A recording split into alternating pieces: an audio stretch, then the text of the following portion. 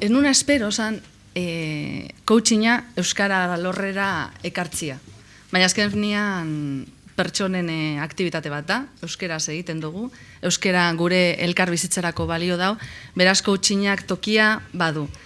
Jarri ziritaten helburua zan onakoa, eta segurazki egitarauan irakurri dozue. Dinamizatzaileak taldeetan jokatzen duen papera ezinbestekoa da, berari dagokio taldearen osasuna neurtu eta motivaziorako tresnak eskaintzea. Coachingak zertan lagundu aldu horretan. Ni soziologoen moduen, Eduardok esan duen moduen, coachingak ez dakarre soluziorik. Eta ez du deskribatzen bez egiten duguna. Bakarrik galderak egiten ditu. Behatu eta galderak egin. Galdera boteratsuak, aldala. Zenba dinamizatzaile daude hemen? Aretoan? Nahi kotxo. Espero dezagun zeuen beharrei erantzutia. Dena den, nik esango ditudanak, segurazki garrantzirik ez dute. Importantena izango da, zuek nola hartuko dozuen, bai? Ordan, zuen jarreran dago segurazki nire ekarpena. Ordan, gogoratzen az edortak, esan ziala, hau komentatu zidanean egiteko, eta esan zidan, dinamizatzaileek tresna pilo bat dituzte, tresna pilo bat jorratu dituzte, horretan espertua dira, eta horretaz igual nekatu eta gauz, beste zeo zer behar dugu, ez? Beste zeo zer orduen zer da? Magia. Magia koloretsua espero dut. Coachinga ez da magia, baina bidea bada, bide magikoa agian. Nire burua zurrun bilo bat zan. Ideiak, irudiak, hasi gaitezen errezenetik. Coachinga zer dan, ez? Eta coachinga ez dakit entzun dozuen, coachingaren aldetik gauz asko esaten dira. Arrakastarako bidea, helburua jarri eta orduan horiek lortzeko, pertsona bikaina, extraordinaria izateko, ez dakit helburuak lortzeko, baina da pertsona izateko bidea, koherentzia jokatzeko. Orduen helburu bat dekogu, abia puntua, plan estrategiko bat da, ekintza plan bat, helburua baldin badekozu, ze baliabide dituzu, abia puntutik hasita, zein behar dozu. Horrela esan da, ez da, erreza dirudi. Horretarako ekintza plana dauz eta plan estrategikoak eta dana dalakoak. SMART da akronimo bat, eta ingeles ez, nola ez, espezifikoa, zehatza izan behar du, Mikelek eta esaten zuen moduen ez, helburu zehatzak jarri behar dira. Neurgarriak, nola jakingo dugu, arrakasta izan dugula, neurtzen, neurgailu horiek jarditzagun. Eskuragarria, hau da, lortu daiteke? Bai. Eta denboran zehatzean, azkeneko horretan, denboran, noizko nahi dozu. Noizko. Zagartzen dugunean ja, epe bat, orduan abian jartzen gara, bai? Beharrezkoa dugu, noiz hori, epe muga hori jartzia. Baina mentxe dau koska. Hor, realistik, errealista, eta realista alda. Eta zer da erre faktore hori? Hor dau koska. Eta coachingak dakarren magia. Esateatako. 2012 esan du Alfred, Euskal Unibertsitatean egon nitzela prestakuntza arduradun moduen. Eta hor taupada batzuk egiten genituen, hainbat alor jorratzen. Eta horietako batean, jorratzen genuen, zer dan SMART, bai? Eta orduen, gure helburuak normal ez dira oso zehatzak izaten. Eta orduen, aurten baietz kirola egin, ez? Urte berria san, eta horri begira egin genuen taupada hau. Aurten baietz kirola egin. Hori helburu bat alda. Asmo ona bai, baina helburu bat ez da zehatza, ez da? Ez da espezifikoa, eta ezin dugu neurtu. Baietz egin, bai, indozuala ez, baina zenbatean, zenbatero, zertarako, ez? Horan gehiago zehaztu behar da, ez da? Horan, espezifikoa, ez da helburu txikia, baina helburu txikitatik hasi behar da. Baina, jodezagun Behobia San Sebastian nahi dutela egin, bale. Neurgarria, bai, 2 ordu, eta, eskuragarria, hainbat pertsonek lortzen dute, eta ni osasuntsu nabil, da, bale, lortu dezaket. Denboran zehatzean, bai, halako egunetan izango da, 10 hilabete dauzkat, perfecto. Berri bere, errearekin, azten nasunekin. errealista. Errealista alda. Hau da, gustoko aldut kirola egitea. Kirola egiteko denborarik aldut. Kirola egiten badi badut, zer utziko dut albo batean. Eta kirolariak gustatzen zaizkit? Ze pentsetan dut kirolarietaz? Bueno, gauza asko dira. Oran, koherentzia, baloretaz. Oran, helburu bat jartzen dugunean, hasteko oso zaila da, helburu zehatz bat jartzea. Asko kostatzen zaigu.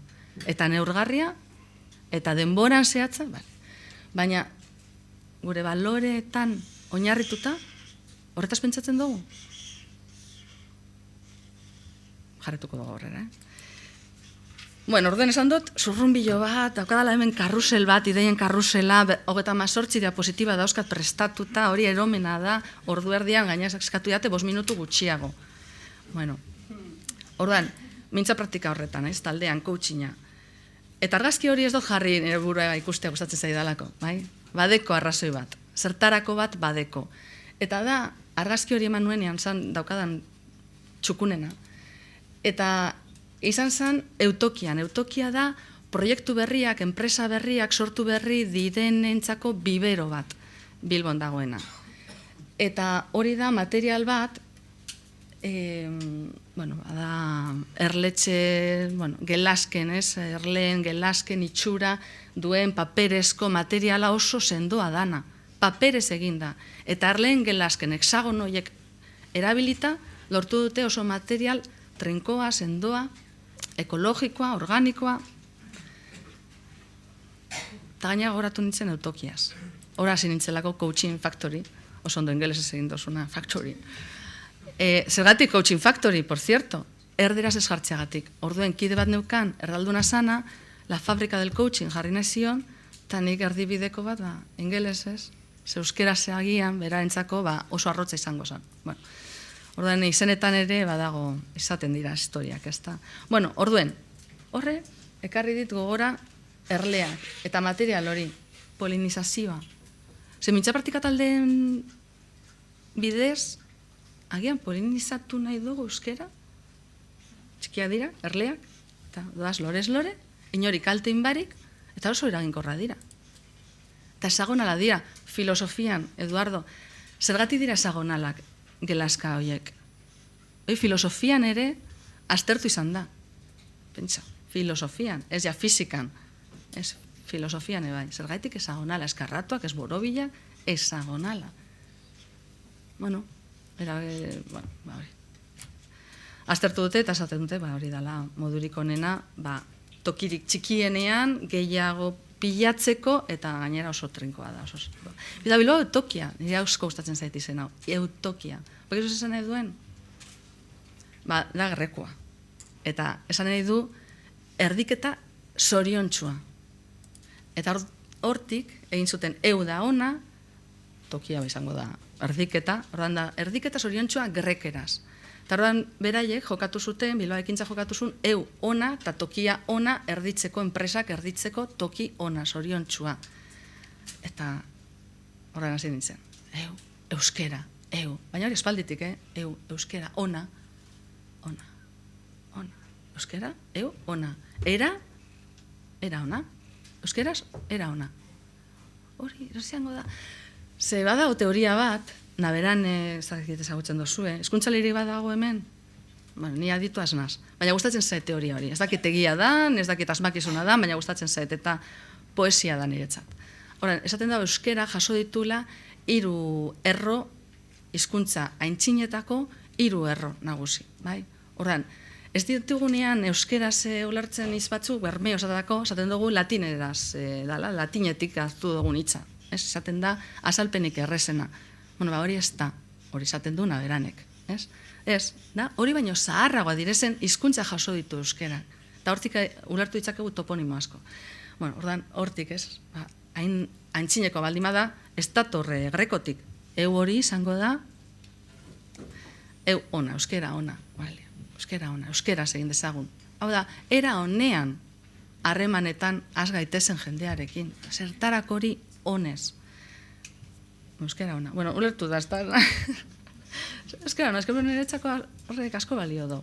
Zertarako honez, modu honean aritzeko. Eta bitu, Mercedes.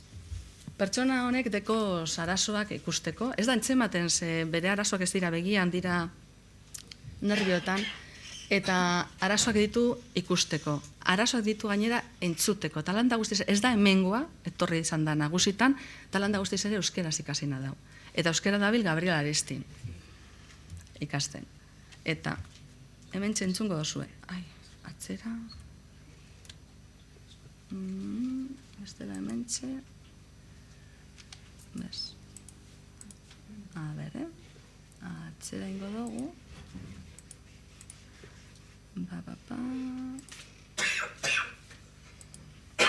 Horen bai. Kaixo, egunero euskaltegira joaten naiz eta harrituta nago irakasleekin. Denak oso alaiak direlako. Euskeraz ikastea oso divertigarria iruditzen zait, benetan. Eta besterik ez? Zergatik hartu dut hau. Pertsona honek hori arazoak ditu. Eta behar du tifloteknologia. Eta bili behar du euskera ikasi alizateko. 11 olako aparatu jarri dio, letrak handitzeko. Baina bera harrituta dago, eta nik uste dut hori hartu behar duzuela euskara irakasleok marka moduen, berarentzako euskara irakasle guztiak dira alaiak, dira atseginak, laguntzen dioten pertsona.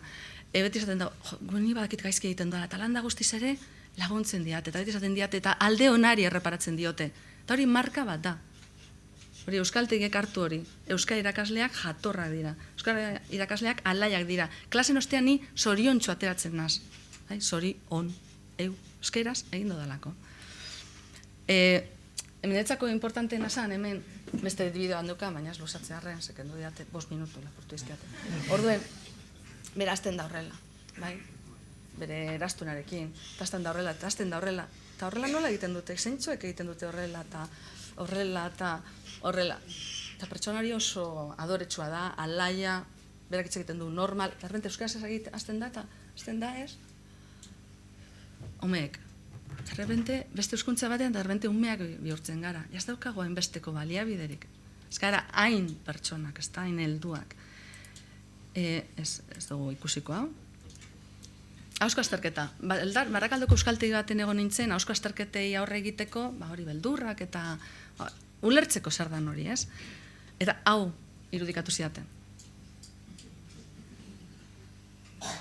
Claro, jarrera horrekin hausko azterketa batera balimazoaz. Eta hau da gertatzen dana. Nik lan egiten dut talento, hori luzea da, talento ebaluazio batzuekaz, eta beraiek neurosientza erabiltzen dute, beraien ebaluazio horiek balidatzeko eta aurrera egiteko. Eta hemen ikusten duguna da, hainbat aukera ematen zaizkio pertsonari, eta ikusten dugu zein da bere burrumuin aktibidadea. Hemen, hau da, gehien, berarekin bat datorrena. Hau ja, bi hauek, penaitzako ez dira esanguratsuak, baina ikusten duzue, aktibidade handia dago, gama uinak eta beta uinak pilpilean dauz. Horrek esan nahi du, errefusatzen duela. Ez zaiola gustatzen hitz hauek, ez? Ez duela bat egiten horrekin. Ez dakit irakurtzen duzuen, da haserrea, adierazten duen pertsona, ez? Neurozientzak laguntzen digu, eta ulertzen ze gertatzen dan, beste hizkuntza batean aritzen garenean. Hemen esateatako, gauza bera esaten dute, entusiasmado, posik edo, ez dakit nola esan euskeraz, ez? Eta, hau da, ama hizkuntzaren arabera, hau da, ingelesez, pertsona honek, pertsona beraren gan egin dute azterketa hitz berarekin, gaztelaniaz, bera da, ama hizkuntza da, gaztelania, ingelesa eta frantsesa oso ondo menperatzen ditu, eta alemana berriz, taineko mailateko, ez? Gaztelaniaz ikusten dugu hitz honekin, dekola bat egiten dula edo hitz honekin. Ingeles eta frantsesarekin ez dago apenas aktibidaderik, hemen ere semaforoak agertzen dira, zeinek erabiltzen zituen semaforoak, hemen ere burmuinak semaforoak ditu. Eta gorria agertzen baldin bada, eta horia batez ere, eta gorria, hor ez da arbuioa, ez egiten ari dana da bilatzen, sufritzen ari da, bilatzen ari da sanaia, zer da hori alemanez, ez? Orduen, ez daukat hemen, ez nahi nun, gero atzera ingo dut. Hau da, Indautxuko mintzalagun taldia. Honetaz etxik behar baldin manun, ezagutu behar nun mintzalagun talde bat, eta ara joan nintzen, Indautxun elkartzen dira asteartero, eta hemen dira 5, 6 nintzen, ezagono bat osatu gendu, bai? Eta horretan ere talde dinamiketaz eta talde lanaz dakitenek, esaten dute 5-6 pertsona direla komunikazio orekatsua mantentzeko zenbakirik egokiena. Bai, orduen, honetan, mintzalagun taldeetan ere, horretan asmatu dozue. Zenbakia modu naturalean, horiek biltzen dira, 5-6. Eta horretan, harreman kopurua orekatsuak izan daitezkela. Bueno, hauengan pentsatzen dozue, ze kolore egongo da. Ari dira, beraien estan hizkuntza batean. Hemen gama eta beta karrapatu gaba genitu, berdea txan agertuko, hemen gorri asko egongo zan. Semaforoa pilpilan egongo zan. Hori aintzat hartu behar dugu. Bere emozioak nola dauzen. Ordan, emozioak eta bere burmuina enbesteko lanean ari baldin bada, zer nolako saria jasotzen duz azkenean, dano bilatzen dugu sariren bat. Ze sari da hori? Bueno, hori noa pixkat asaltzera.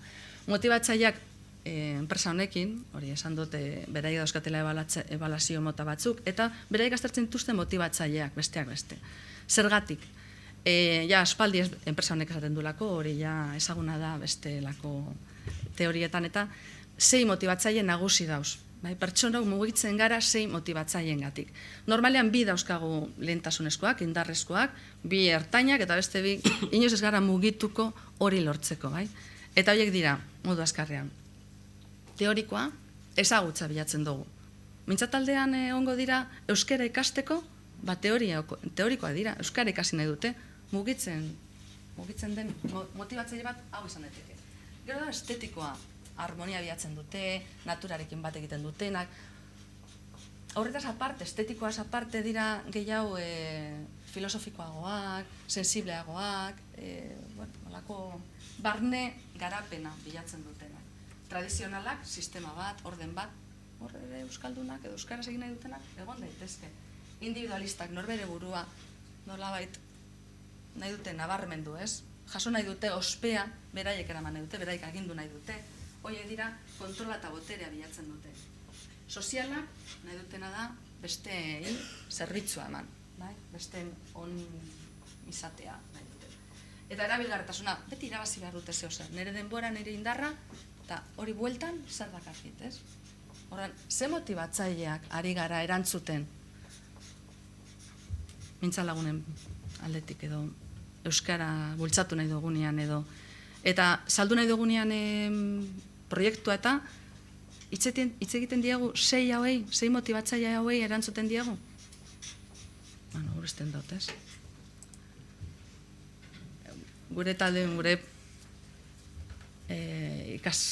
ikastaroetan eta askotan jartzen dugu adibide hau. Amapolen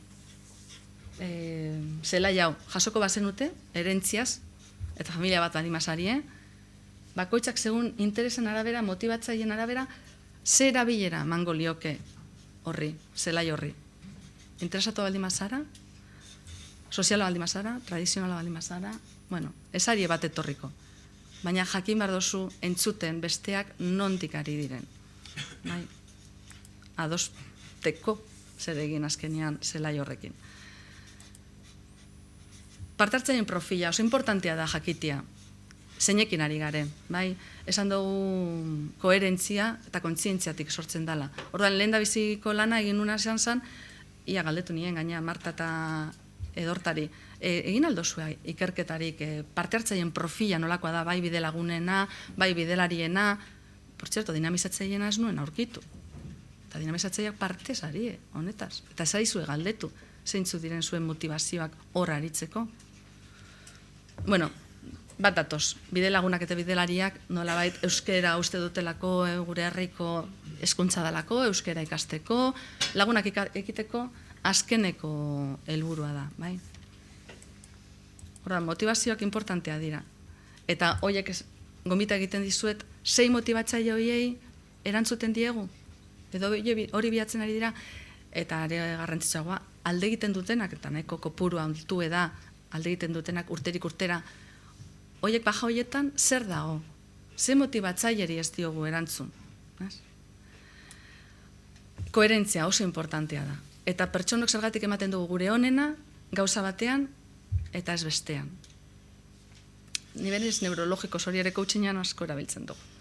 Barkatu izenagatik. Baina, maila neurologikoa ditzen dira, baina azkenean oso zentzuzko kontuak dira. Azkenean, esaten dena da, gu inguru batean bizi gara. Non eta noiz kokatua, bai? Eta horri erantzun egiten diogu. Gero da daude jokaerak. Eta hori da, atzera egiten baldin badugu, hau da iceberg, ezta? Iceberg. Ikusten duguna da ingurua eta gure jarrerak. Baina ikusten ez duguna, 180 da. Hemen, kontzientzia. Kontziente izan behar gara. Zer gertatzen da hemen, ikusten ez dan honetan, ez? Hemen gertatzen dira, gune ditugun benetako aldaketak eta betirako eta evoluzioa, hemen gertatzen dira, ez hemen. Bakarrik ikustezakegu zer gertatzen da, baina ez zergatik. Orduen, hemen dikazita, inguruan non noiz, jokaerak zer, baino argi ikusten da. Eta hemen aldaketak jarreretan egin ditzakegu aldaketak, bai? Hemen sortu ditzakegu egora berriak. Hau da, gaitasunak nola egiten dituzun, eta hemen sinesmenetan, baloretan, zer sentitzen dudan, emozioetan, hemen bai orduan aldaketak egin daitezke. Eta hemen hasten da motivazioa. Sinesmenekin eta balorekin bat egiten baldin badu. Eta gero ja evoluzioa zein naz, nortasuna, nire misioa, eta gero ja transmisioa, ja da transpertsonala. Nitaz aparte, nitaz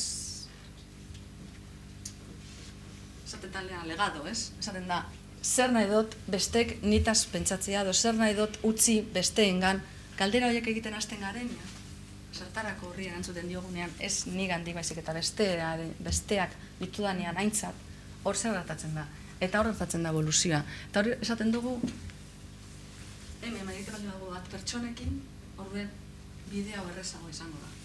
Zerorduan bai pertsonek egingo dute aldutena horra aigatzeko. 2 minutu baina, ez dira suabizatu 5 minututa. Bueno, nola? Bueno, ez dizut esango, nola? Eta berez. Eta hau, eske Miriam Artola esagutzen dut, eta biok egin dugu U-teoria. U-teoria. U-teoria, Massachusetts Institute of Technology esagutzen duzu, oso importantea da munduan. Hor, aztertzen ari dira ez bakarrik teknologia guk esagutzen duzun moduen, ez teknologia sozialaz hitz egiten dute. Eta bitu ze gauzetaz hitz egiten dute, esan dute, aldatu nahi baldin badugu gizartea, eta aldaketak benetako nahi baldin baditugu, eta egonkorrak eta jasangarriak, pertsonaren gana hasi behar dugu. Kanpoko ezin dugu aldatu, eta esaten du mitek, ez jogi batek, bai? Orden, esaten duena da, eta hau da coachingan hori da, ezinbestekoa da entzumenaren kalitatea. Eta hemen mitek, esaten da, mitek, bada autosarmer, hori luzeago izango ditzatek, ez? Baina, mitek babesten du teknologia hau edo teoria hau. Esaten du, 4 entzumen mota dauzkagula. Bata da, ni, eta nirekin bat etortzen, baina mazara orduan entzungo izutu. Hor ez da eser sortzen. Zeniaren naz, nire klon bat bilatzen. Eta eroso sentitzen naz. Erosotasun ere bilatu behar dugu. Lagunen artean, normalean horregatik sentitzen gara eroso. Berdi pentsatu dugu, ez dugu, itzin behar gauz askotaz. Hemen ja, open mind, zaten du, zabaldu zure burua. Irekia izan, tolerantea izan.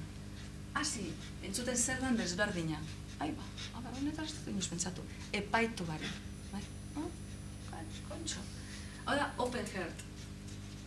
Sinismoak alde batera utzi. Eszeptizismoak baita laga.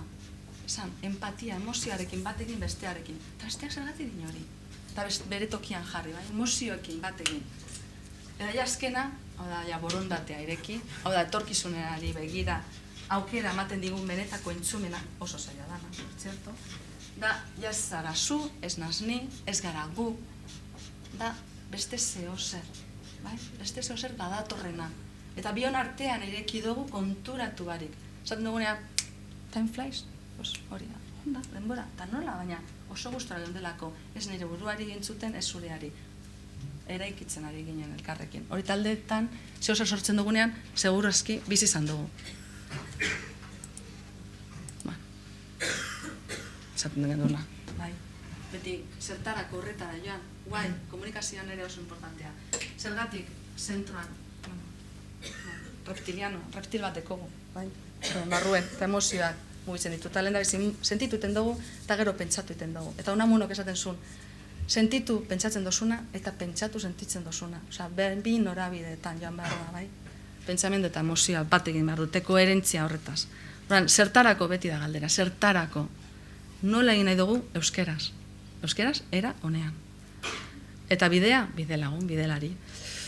Ja, bukatu dugu? Bai. Vale. Zimaz, asinaz erleekin, animali txikitsuekin, eta nahi nun bukatu biomimetikarekin. Hau dira termitak. Eta termita hauek ikusten dozu zenolako etxeak egiten dituzten, ze altuak. Bueno, 3 metro beherago ere badaukate beraien etxeak. Eta aztertu ezagun, naturak zer egiten duen. Eta arkitektuek jakin dute, aztertzen, natura. Eta ikasi dute asko haien gandik. Asko ikasi dute, pentsatu.